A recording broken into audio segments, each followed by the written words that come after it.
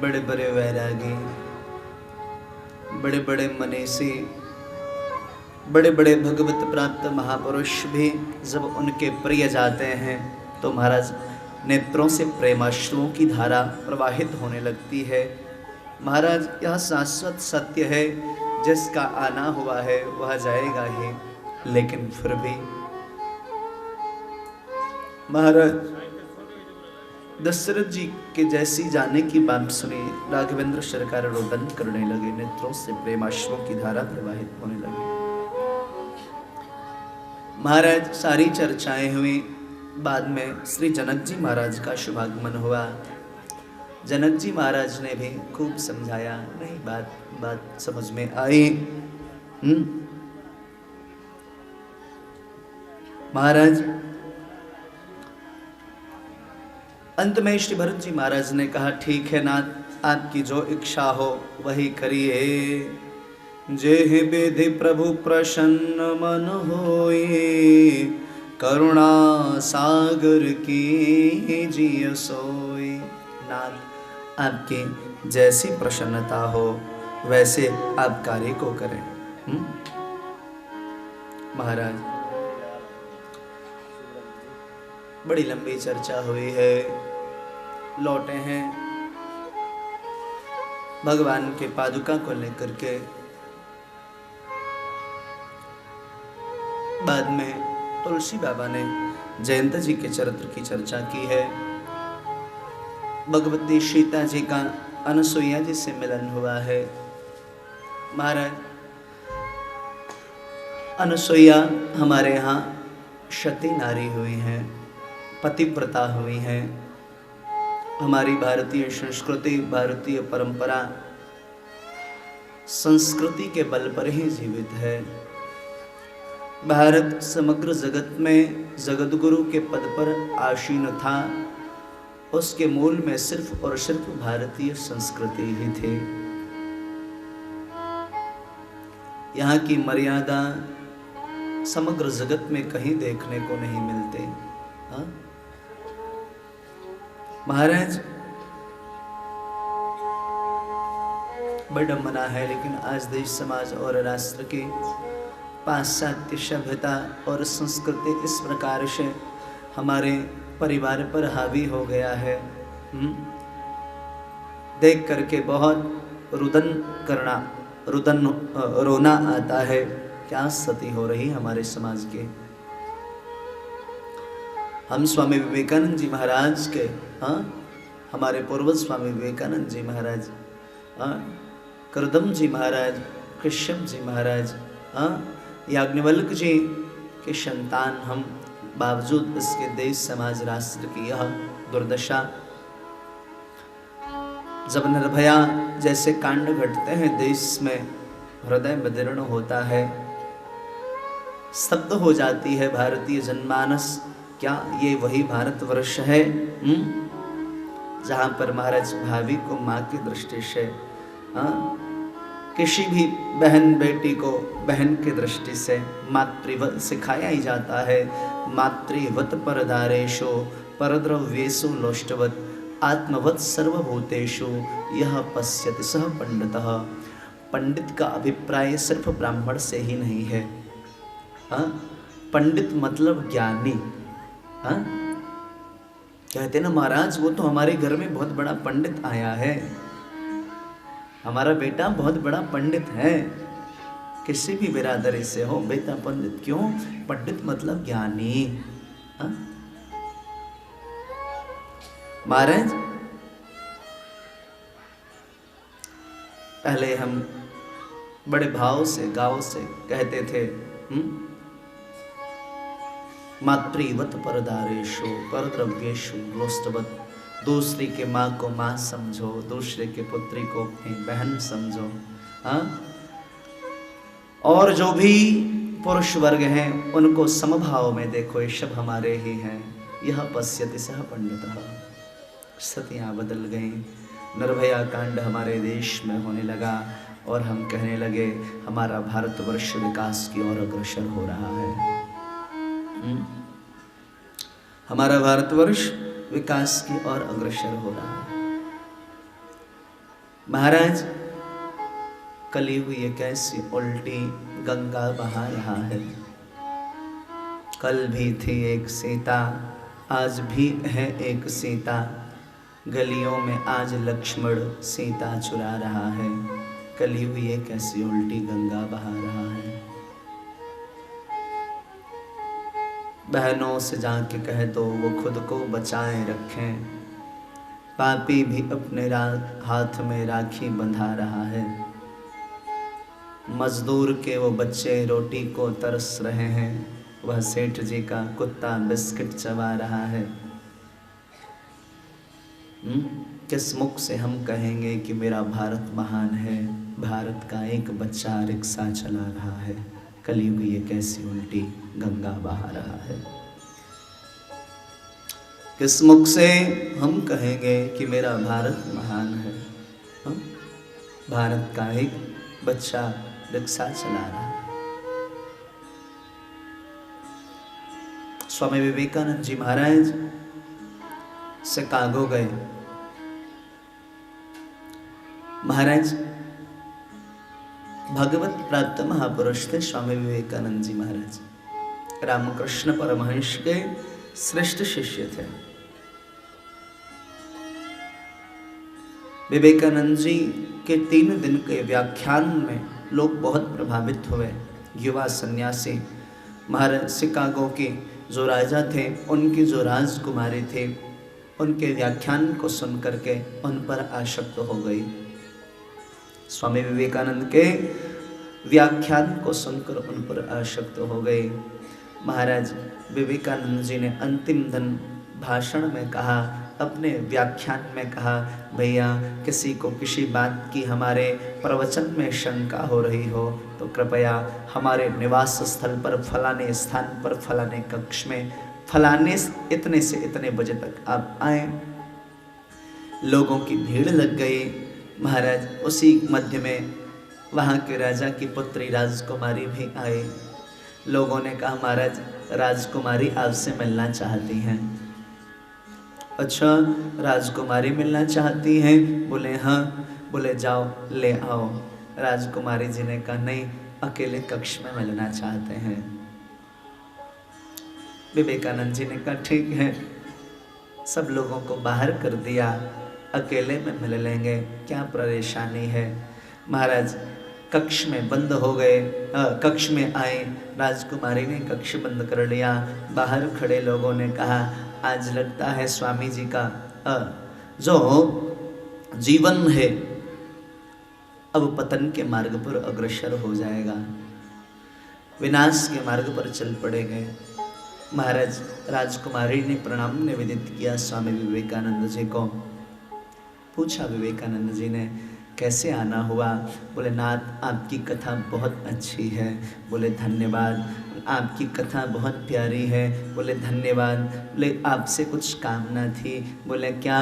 बोले, नाथ मुझे आपसे कामना थी, मैं आपके द्वारा आपके जैसा पुत्र की प्राप्ति की कामना करता हूँ। मैं अपना जीवन आपके चरणारविंद में समर्पित करना चाहती हूँ। युवा सन्यासी स्वामी विवेकानंद जी महाराज जैसे ही सुना मेरे जैसा पुत्र चाहिए, विवेकानंद जी ने हृदय से लगा लिया, गले से लगा लिया, माँ मुझे ही अपना बेटा मान लो ना।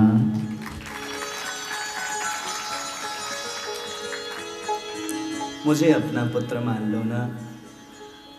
दुंदुभी बजने लगी। शिकागो में जय घोष हुआ स्वामी विवेकानंद जी महाराज का। यह भारतीय संस्कृति हमारी।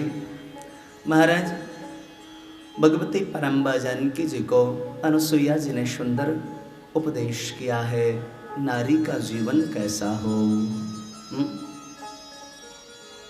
नारी का जीवन कैसा हो। यत्र नार्यस्तु पूज्यन्ते रमन्ते तत्र देवता। जहाँ पर नारी की पूजा होती है वहाँ देवता विराजते हैं। लेकिन कौन से स्थान पर? जहाँ नारी की पूजा, लेकिन नारी पूजनीय तो हो। किस नारी की पूजा? श्रृंगार का अभिप्राय क्या? हमारे यहाँ षोडश महाराज षोडश श्रृंगार की परंपरा है हमारे भारतवर्ष में, लेकिन श्रृंगार का अभिप्राय क्या? ध्यान दीजिएगा, श्रृंगार वह है जो महाराज सामने वाले के नेत्र को सामने देखने के लिए विवश कर दे, वह श्रृंगार है। लेकिन अब श्रृंगार कहाँ? अब तो महाराज श्रृंगार की कहीं कोई बात ही नहीं, अब तो अश्लीलता।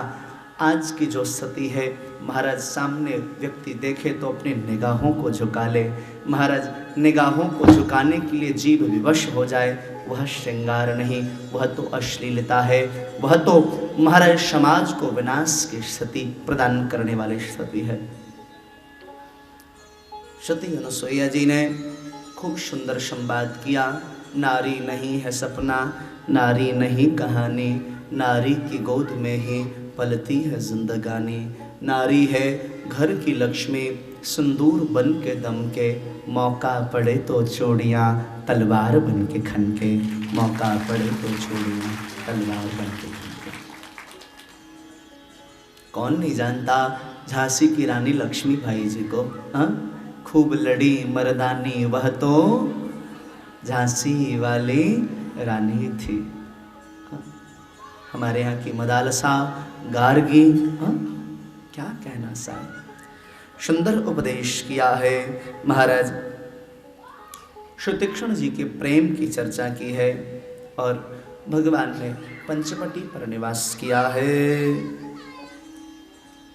महाराज पंचवटी पर आकर के भगवान ने पूर्णतया उदासीन का जीवन प्रारंभ कर दिया। तपयुक्त जीवन महाराज श्रेष्ठ है। तपयुक्त जिनका जीवन है वह सफलता के उत्तुंग शिखर पर विराजते हैं। पंचवटी पर आकर के भगवान पूर्ण रूपेण उदासीन व्रत धारण करके विराजने लगे। वहीं पर भगवान ने खरदूषण का वध किया है। महाराज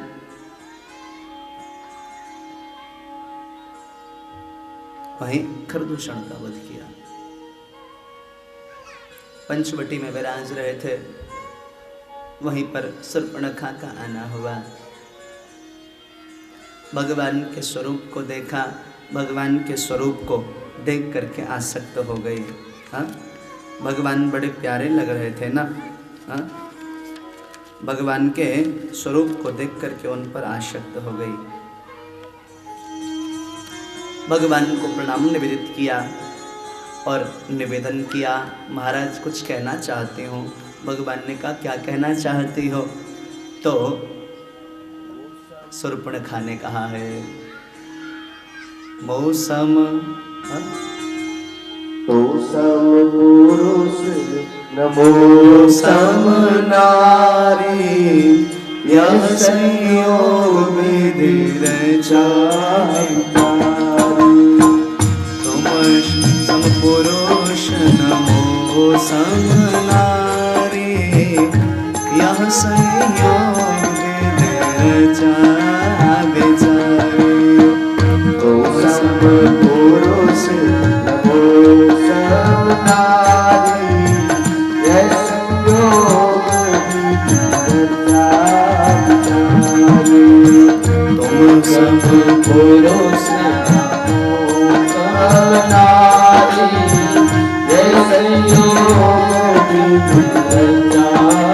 भगवान राम के स्वरूप को देखा, स्वरूप को देख करके आसक्त हो गई। प्रणाम निवेदित किया, बोले नाथ हमने जीवन में पुरुष बहुत देखे, लेकिन आपके जैसा पुरुष नहीं देखा। हाँ? और एक और बात निवेदन कर दूं। बोले क्या? बोले इस अभिमान में न रहिएगा कि आपके जैसा पुरुष कोई दूसरा नहीं है, मुझे भी इस बात का गर्व है। बोले क्या? बोले मौसम नारी, मतलब चाहती क्या हो? बोले नाथ हम आपके साथ विवाह करना चाहते हैं। भगवान के रूप पर आसक्त हो गई। भगवान हैं ही इतने सुंदर, इतने प्यारे। हाँ, जरा विचार करो, ये प्रकृति, यह पेड़, ये झरने, इतने सुंदर सुंदर हम आप सब लोग।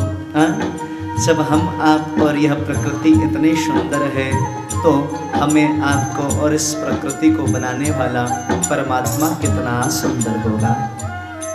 हाँ? तो हमें आपको बनाने वाला परमात्मा कितना सुंदर होगा, जिसकी रचना इतनी सुंदर, वो कितना सुंदर होगा। बड़ी बहुत प्यारा भाव है एक संत का। नाम तुम्हारा तारणहारा, नाम तुम्हारा तारण, कब तेरा दर्शन होगा। नाम तुम्हारा तारणहारा, नाम तुम्हारा तारण होगा, इसकी रचना इतनी सुंदर, वो कितना सुंदर होगा, वो कितना सुंदर होगा। नाम तुम्हारा तारणहारा, नाम तुम्हारा तारणहारा होगा, जिसकी रचना इतनी सुंदर, वो कितना सुंदर होगा, जिसकी रचना इतनी सुंदर, वो कितना सुंदर होगा। दीन दयाल दया के सागर, जग में नाम तुम्हारा है। दीन दयाल दया के सागर, जग में नाम तुम्हारा है। दीन दयाल दया के सागर, जग में नाम तुम्हारा है। दीन दयाल दया के सागर, जग में नाम तुम्हारा है। तुम मेरे प्यारे राम प्रभु, कोई नहीं हमारा है। तुम मेरे बाल कृष्ण प्रभु, कोई नहीं हमारा है। जग से पार उतरना है तो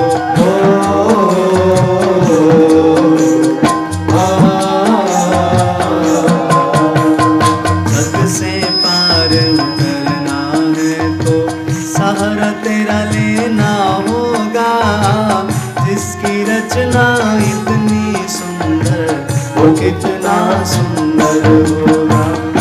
नाम तुम्हारा तारणहारा, जाने कब दर्शन होगा, जिसकी रचना इतनी सुंदर, वो कितना सुंदर होगा, वो कितना सुंदर होगा। जय हो।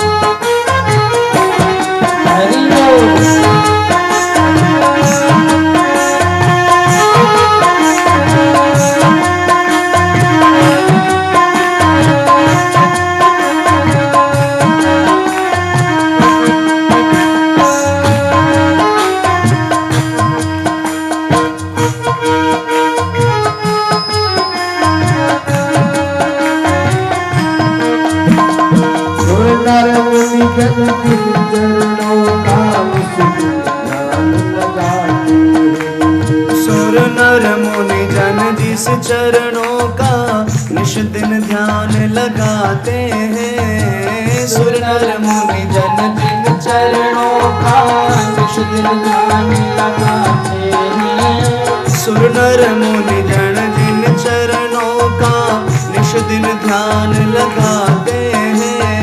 सुर नर मुनि जन जिन चरणों का निश दिन ध्यान लगाते हैं। बहुत निवेदन किया तो भी कुछ भी इन्होंने नहीं प्राप्त किया है। बहुत कीन प्रभु लखन सिए, नहीं कछु केवट ले। महाराज बहुत निवेदन किया, केवट ने कुछ नहीं लिया। महाराज यह बहुत बड़ी करुणा है, कृपा है। बोले कभी भी परमात्मा के पास जाइए तो निष्काम भाव से जाइए।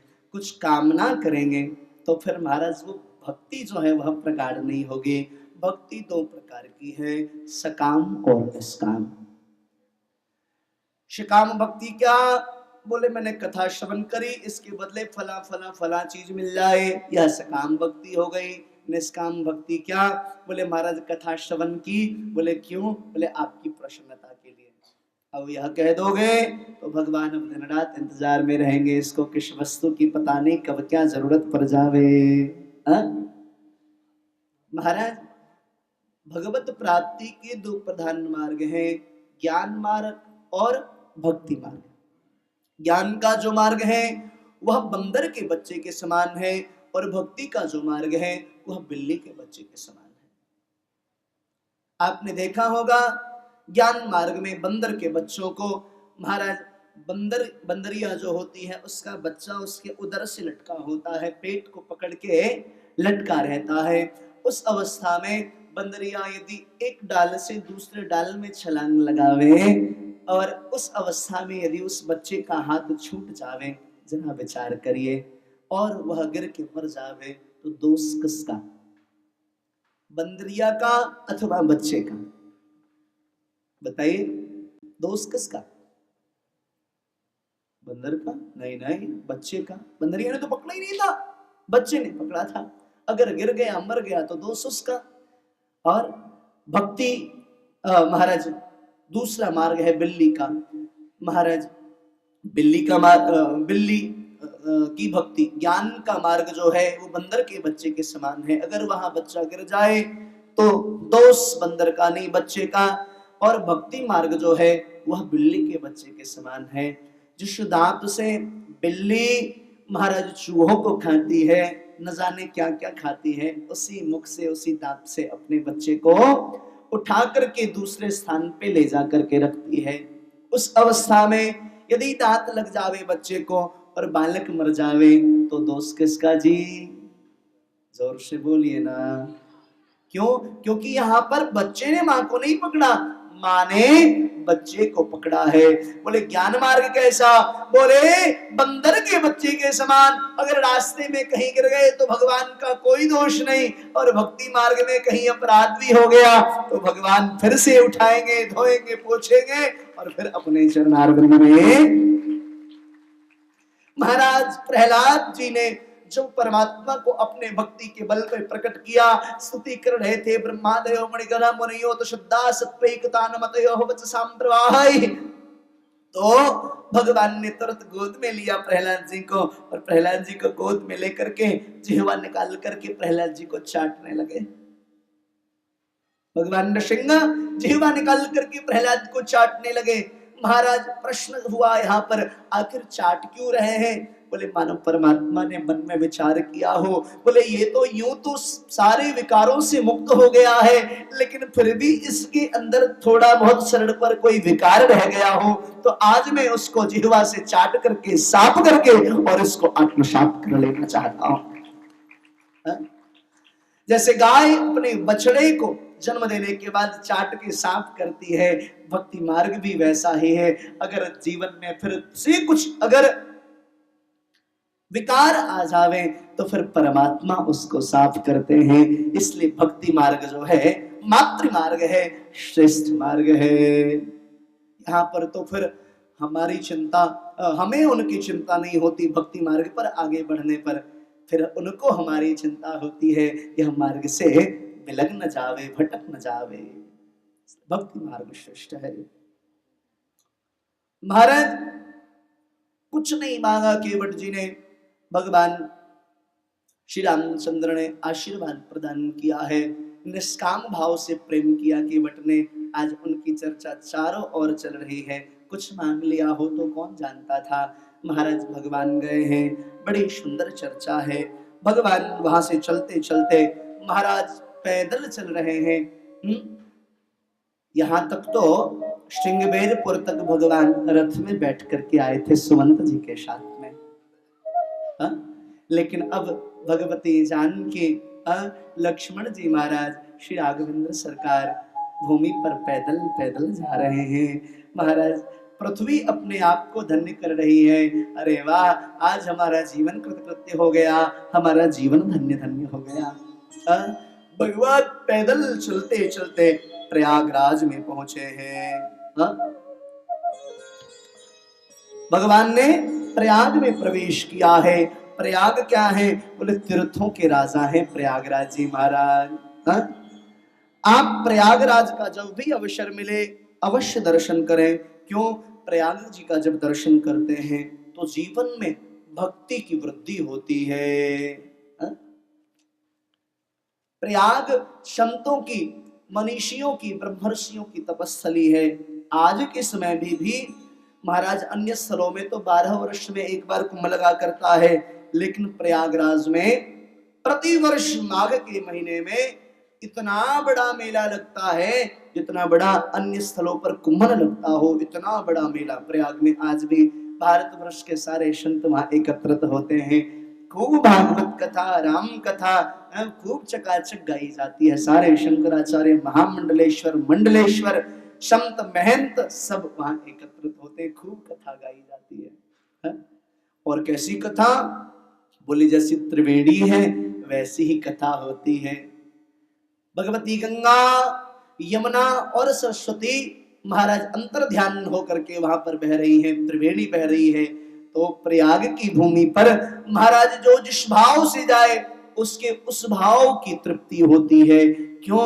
वहां भक्ति की भी धारा बह रही है, ज्ञान की भी धारा बह रही है और वैराग्य की भी धारा बह रही है। जिसको भक्ति की कामना है, भक्ति के देव दरिया में गोते लगावे। जिसको ज्ञान की कामना है वो ज्ञान की दरिया में गोते लगावे। जिनको वैराग्य की कामना, सब कुछ बह रहा है वहां, क्योंकि त्रिवेणी बह रही है तो वहां पर तीनों धाराएं महाराज अध्यात्म मार्ग की बहती है।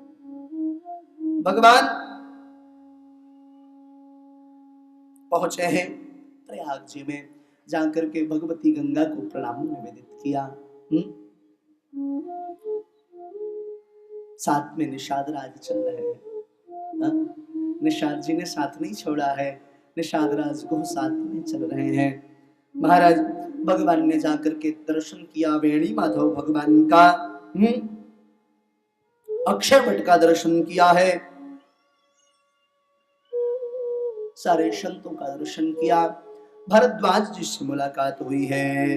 भरद्वाज जी से मिलने के लिए श्री ठाकुर जी पहुंचे रात्रि में।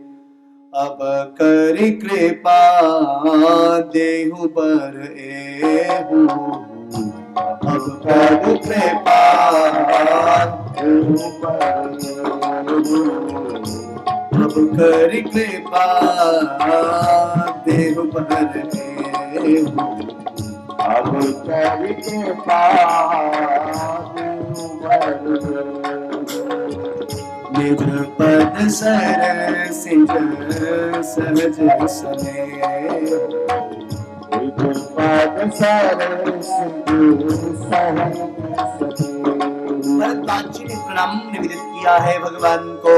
प्रणाम करने के बाद तिलक किया है, आश्रम में बिठाला है और निवेदन किया, हे नाथ, हे प्राणनाथ, निज पद सरसिज सहज स्नेहो। आपके चरणारविंद से हमारा सहजता में स्नेह हो जाए, ऐसी करुणा करें, ऐसी कृपा करें। महाराज रात्रि भर सत्संग चला है। जब दो आध्यात्मिक संत पुरुष एकत्रित होते हैं तो सत्संग चलता है।